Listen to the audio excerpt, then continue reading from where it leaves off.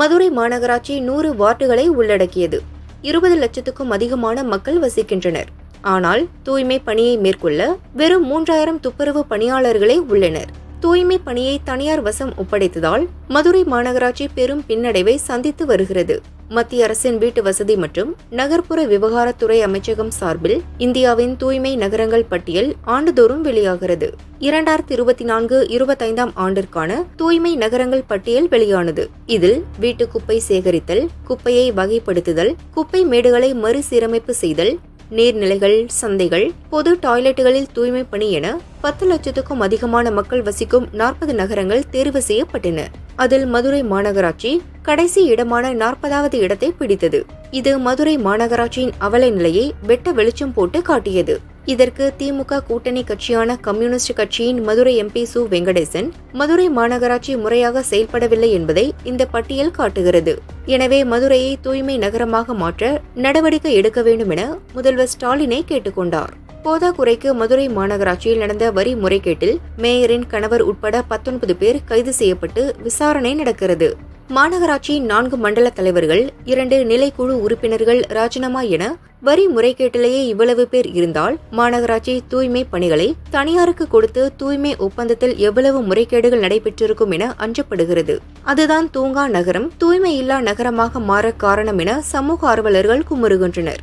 இந்த மோசமான பெயரை மாற்ற வேண்டும் என எண்ணி திடீரென வணக்கம் மதுரை எழில் கூடல் தூய்மை நம் பெருமை என்ற புதிய திட்டத்தை மாநகராட்சி தொடங்கியுள்ளது. இதில் மாநகராட்சிக்கு உட்பட்ட 300 இடங்களை தேர்வு செய்து அதனை துப்புரவு செய்து அங்கு மக்கள் குப்பை போடாத வண்ணம் பூச்செடிகள் வைத்து பராமரிப்பு செய்வதுதான் இந்த திட்டத்தின் நோக்கம். இதன்படி மாதந்தோறும் இறுதி சனிக்கிழமை இரவு நேரம் நகரில் துப்புரவு பணி நடைபெறும் என அறிவிக்கப்பட்டது. இந்த திட்டத்தை வணிக வரி அமைச்சர் மூர்த்தி கடந்த ஆகஸ்ட் 30ஆம் தேதி துவக்கி வைத்தார். இதில் 2000க்கும் மேற்பட்ட துப்புரவு பணியாளர்கள் மற்றும் தன்னார்வலர்கள் இணைந்தனர். இதன்படி மாநகராட்சியில் 300 இடங்கள் தேர்வு செய்யப்பட்டு தூய்மை பணி மேற்கொள்ளப்படும். தொழில் நிறுவனங்களின் உதவியுடன் பூந்தொட்டிகள் வைத்து பராமரிக்கப்படும் என மாநகராட்சி அறிவித்து களத்தில் இறங்கியது. ஆனால் நடந்ததே வேறு. ஏற்கனவே துப்புரவு பணியாளர்கள் பற்றாக்குறையாக உள்ள நிலையில் இரவு முழுதும் துப்புரவு பணியில் ஈடுபடுத்தி மீண்டும் காலை விடிந்ததும் சிலரை வார்டுகள், தெருக்களில் சேகரமாகும் குப்பைகளை அள்ள அனுப்பப்படுகின்றனர். இரவில் குப்பைகளை அகற்றி அங்கு அதிகாரிகள், அரசியல்வாதிகள் போட்டோவுக்கு போஸ் கொடுத்து சமூக வலைதளங்களில் வெளியிட்டு நீட் மதுரை என வெளியிடுவதாக சமூக ஆர்வலர்கள் குற்றம் சுமத்துகின்றனர். இன்னைக்கு பாத்தீங்கன்னா மதுரை மாநகராட்சி என்ன பண்ணுதுன்னா, மக்களை கவர்ற விதமா நாங்க சுத்தமான குப்பையை பூரா அல்றோம் சொல்லிட்டு எழில் கூடல் அப்படின்னு சொல்லிட்டு காலையில பாத்தீங்கன்னா ஒரு தூய்மை பணியாளரை பூரா ஒரு இடத்துல வர சொல்லி குப்பை கொட்டுற இடத்துல மொத்தமா சுத்தம் பண்ணி அந்த இடத்துல ஒரு 20 பேர் நின்று போட்டோ எடுக்கிறாங்க. இப்ப இன்னைக்கு மதுரை மாநகராட்சி என்ன பண்ணுதுன்னா, போட்டோ எடுத்து மதுரை மாநகராட்சி ட்விட்டர் பக்கம் சமூக வலைதளத்துல போடுறாங்க. இதுதான் மதுரை மாநகராட்சி பண்ணுது. குப்பை அள்ளிட்டோம், அங்க அள்ளிட்டோம், இங்க அள்ளிட்டோம் சொல்லி என்ன பண்ணுது மதுரை போட்டோ வைத்து இன்னைக்கு இவங்க நிர்வாகம் பண்ணிக்கிட்டு இருக்காங்க. இது தீர்வே ஆகாது. மதுரையில் பார்த்தீங்கன்னா அதிக இடத்துல பார்த்தீங்கன்னா குப்பைகள் நிறைந்திருக்கு. இன்னைக்கு பார்த்தீங்கன்னா மழை நீர் செல்லக்கூடிய கால்வாயில் மதுரை மாநகராட்சி ஊழியர்களே குப்பையை கொட்டுறாங்க. நாங்கள் பல முறை புகார் கொடுத்துருக்கோம். இந்த மாதிரி மழை நீர் செல்லக்கூடிய கால்வாயில் ஏன் குப்பையை கொட்டுறீங்கன்னா குப்பை சேர்ந்துருச்சு அப்படின்னு சொல்லி குப்பையை கொட்டுறாங்க.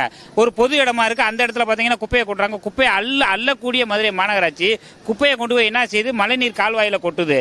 அதே நேரத்தில் இவங்க போட்டோ எடுத்து சமூக வலைதளத்தில் நாங்கள் குப்பை அள்ளிட்டோம், நாங்கள் சுத்தமாக வச்சுக்கிட்டோம்ன்றாங்க. மதுரை மாநகராட்சி இன்னைக்கு முறைகேடு புகார்ல சிக்கி இருக்கு. மேயருடைய கணவர் கைதாயிருக்கிறாரு, அதிகாரிகள் கைதாயிருக்கிறாங்க. இதை மக்களிடமிருந்து மறைக்கணும், இதை மக்களுடைய ஒரு திசை திருப்பணும் அப்படின்ற நோக்கத்தில் மதுரை மாநகராட்சி என்ன பண்ணுதுன்னா, இது போன்ற விளம்பரத்தில் இறங்குது. இந்த விளம்பரம் என்பது இன்றைக்குமே தீர்வாகாது. குப்பை இல்லாத ஒரு சுத்தமான மதுரையாக இருக்கணும். இன்னைக்கு மதுரை மாநகராட்சி தூய்மை பட்டியல 40வது இடத்துக்கு வந்திருக்கு. இதெல்லாம் மதுரை மாநகராட்சிக்கு ஒரு கேவல அசிங்கம். மக்களிடமிருந்து வரி பணத்தை நீங்க வசூல் பண்றீங்க, அப்ப முறையா நீங்க அந்த நிதியை ஒதுக்கி சுத்தமான மக்களுக்கு சுகாதாரமான பகுதியாக மாற்றணும். ஆனால் மதுரை மாநகராட்சி கண் துடைப்பு நாடகமாக தான் இந்த குடிமை பசுமை தூய்மை குடியில் எழில் கூடல்ன்றது ஒரு இதை வச்சு போட்டோ பிடிச்சி விளம்பரம் பண்ணிக்கிட்டு இருக்காங்க தான் எங்களுடைய கருத்து. இவங்க என்ன பண்றாங்கன்னா, பொதுமக்கள்கிட்ட போய் முறையா குப்பையை வாங்கினாங்கனாலே சரியா வரும். இவங்க மாநகராட்சி ஊழியர்கள் பற்றாக்குறை இருக்கு. இன்னைக்கு ஒவ்வொரு வார்டிலும் மாநகராட்சி ஊழியர் பற்றாக்குறை இருக்கு. இவங்க அதிக அளவில் ஆட்கள் போடாம தனியார்ட்ட கொடுத்துட்டோம் சொல்லி தனியார் சரியா வேலை பார்க்கறது இல்ல. அப்ப பொதுமக்கள் குப்பையை கொட்டுறாங்க. அதே நேரத்தில் இவங்க என்ன பண்றாங்க, நாங்க கோலம் போடுறோம், குப்பை அள்ளிட்டோம், கோலம் போடுறோம்ன்றாங்க. மறுநாள் அந்த இடத்துல குப்பை சேருது. குப்பை ஏன் சேருதுன்னா, மக்கள்கிட்ட போய் இவங்க ஊழியர்கள் குப்பையை வாங்க மாட்டாங்க. அதனாலதான் பொது இடத்துல மக்கள் மக்கள் கொட்டுறாங்க. அதே நேரத்தில் இந்த கழிவுநீர் கால்வாயில மதுரை மாநகராட்சி ஊழியரே கொட்டுறாங்க, குப்பைக்கு தீ வைக்கிறாங்க. இதெல்லாம் தொடர்ந்து நாங்கள் புகார் கொடுத்துருக்கோம். மதுரை மாநகராட்சியில் ஏற்கனவே துப்புரவு பணி செய்ய ஆட்கள் பற்றாக்குறையாக இருக்கும் போது எழில் கூடல் திட்டத்திற்கு தேவையான ஆட்களை நியமிக்காமல் மாநகராட்சி ஏமாற்றி வருவதாக குற்றச்சாட்டு எழுந்துள்ளது. தூய்மை பணியை தனியார் மயமாக்குவதற்கு முன், தனியார் மயமாக்குவதற்கு பின் அப்படின்னு நம்ம பிரித்து பார்த்தோம்னா, தனியார் மயமாக்குவதற்கு முன்னால் இருந்த நிலைமையில் மக்களுடைய சுகாதாரம் என்பது, தூய்மை பணி என்பது அநேகமாக நேர்த்தியாக நடைபெற்றிருக்கிறது. முக்கியமாக மதுரை மாநகராட்சியை கடந்த காலங்களில் இந்தியாவின் சிறந்த நகரங்களின் தூய்மை பணியை சிறந்த முறையில் அதை மேற்கொள்ளக்கூடிய நகரங்களின் பட்டியலில் சிறந்த மாநகராட்சிக்கான அவார்டுகளை ஒன்றுக்கும் மேற்பட்ட முறை மதுரை மாநகராட்சி பெற்றிருக்கு. அப்படி இருந்த பெருமைக்குரிய மதுரை மாநகராட்சி இன்றைக்கு இந்த ஆண்டு மத்திய அரசு இந்தியாவினுடைய தூய்மை நகரங்களுடைய தரவரிசைப்படுத்தும் பொழுது 40வது இடத்திற்கு, கடைசி இடத்திற்கு தள்ளப்பட்டிருக்கிறதுன்னு சொன்னால் அதற்கு முழுக்க அடிப்படையான காரணம் தூய்மை பணியை தனியார் மயமாக்கியது தான். இந்த விஷயத்தில் அரசு சரியான முறையில் ஒரு தீர்வு காண வேண்டும், இந்த அணுகுமுறையில் மாற்ற வேண்டும் அப்படின்றத நாங்கள் தெரிவிச்சுக்கிறோம். தனியார் மையத்தை அமுல்படுத்தக்கூடிய இந்த பணியை ஒரு பணி நேரத்தை நீட்டிப்பு என்கிற பெயரில் இரவு நேர பணி, குறிப்பாக மதுரை மாநகராட்சியில் எழில் கூடல் என்கிற பெயரில் இரவு பணியை மேற்கொள்வதற்கு மதுரை மாநகராட்சி திட்டமிட்டு இருக்கிறது. எழில் கூடல் விஷயத்தை பொறுத்த மட்டும் எங்களுடைய கருத்து நிலைப்பாடு என்னன்னு கேட்டிங்கன்னா, இரவு பணி மேற்கொள்வது என்பது ஒன்றும் தப்பு இல்லை. அந்த இரவு பணி மேற்கொள்வது என்பது பகல் நேரத்தில் ஏற்படக்கூடிய போக்குவரத்து நெரிசல், விபத்து, அதே போல் தூசி போன்ற விஷயங்கள்னால் ஏற்படக்கூடிய தொழிலாளிகளுக்கு ஏற்படக்கூடிய அலர்ஜி, ஆஸ்துமா போன்ற பிரச்சனைகளிலிருந்து ஒரு பாதுகாப்பு என்பதெல்லாம் இதில் இருக்குது. நாங்கள் அதெல்லாம் மறுக்கலை.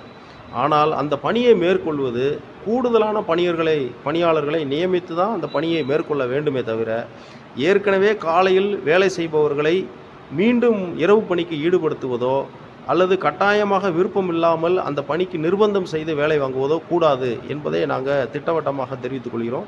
கூடுதல் பணியாளர்களை நீங்கள் நியமிச்சுக்கோங்க, வேலைக்கு வாங்கிக்கோங்க. அதே போல் கூடுதல் பணியாளர்கள் நியமித்தாலும் கூட பெண் தொழிலாளர்களை இரவு நேர பணிக்கு ஈடுபடுத்துவது என்பது தவிர்க்கப்பட வேண்டும் அப்படின்றத சுட்டிக்காட்ட விரும்புகிறோம். முக்கியமாக இரவு நேர பணியாளர்களுக்கு தேவையான உணவு, தேநீர், குடிதண்ணீர் போன்ற அடிப்படையான வசதிகளையும் செய்து கொடுத்து இந்த பணியை நிறைவேற்ற வேண்டும் அப்படின்றத நாங்கள் தெரிவிச்சுக்கிறோம். இது போன்ற அம்சங்களை எதுவும் கடைபிடிக்காமல், அதே மாதிரி அவர்களுக்கு தேவையான பாதுகாப்பு உபகரணங்கள், கையுறை, காலுறை, அது போன்ற தளவாட சாமான்கள், வண்டி வாகனங்கள் உள்ளிட்ட அனைத்து தேவைகளும் பூர்த்தி செய்த பின்பு இந்த எழில் கூடல் அப்படின்ற பெயரில் இரவு பணி மேற்கொள்வதற்கு நாங்கள் அதை ஒன்று நாங்கள் மறுக்கலை. ஆனால் இது போன்ற முன்னேற்பாடுகள், பாதுகாப்பு ஏற்பாடுகள் செய்யாமல் அதை ஏனோதானவென்று இந்த பணியை செய்வது என்கிற முறையில் இந்த முயற்சியை மேற்கொண்டால் உறுதியாக நாங்கள் அதுக்கு எதிர்ப்பு தெரிவிப்போம் அப்படின்றதை நாங்கள் தெரிவிச்சோம். மதுரை மாநகராட்சி துணை சுகாதார அலுவலர் அபிஷேக் கூறுகையில், மதுரை மாநகராட்சியில் நாள் ஒன்றுக்கு உருவாகும் 916 டன் அளவிலான குப்பைகளை சேகரிக்க போதுமான துப்புரவு பணியாளர்கள் பணியில் உள்ளனர். தற்போதுள்ள மக்கள் தொகைக்கு ஏற்ப பணியாளர் தேவையை கணக்கிட்டு அரசுக்கு அறிக்கை அனுப்பப்பட்டுள்ளது. மதுரையில் இரவு நேரங்களில் தூய்மை பணிகள் புதிதாக தொடங்கப்பட்டு உள்ளது. இதில் ஆர்வமுள்ள பணியாளர்களை மட்டும் தற்போது பணியமர்த்தி வருகிறோம். இது தவிர 4வது சனிக்கிழமை மாஸ் கிளீனிங் செய்ய திட்டமிட்டுள்ளோம். அன்றைய தினம் பணிக்கு வரும் பணியாளர்களுக்கு கூடுதலாக ஊதியம் வழங்கவும் திட்டமிடப்பட்டுள்ளது. எதிர்வரும் காலங்களில் இன்னும் இந்த திட்டம் சீர்படுத்தப்பட்டு பணியாளர்களுக்கு தேவையான வசதிகள் செய்து கொடுக்க நடவடிக்கை எடுக்கப்படும் என்றார்.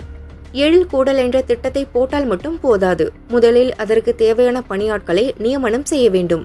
மீனாட்சியம்மன் கோயில் பகுதியில் தூய்மை பணி செய்து வைக்கப்பட்ட பூச்செடிகள் அனைத்தும் உரிய முறையில் பராமரிக்கப்படாமல் சில பூந்தொட்டிகள் உடைந்து காணப்படுகிறது.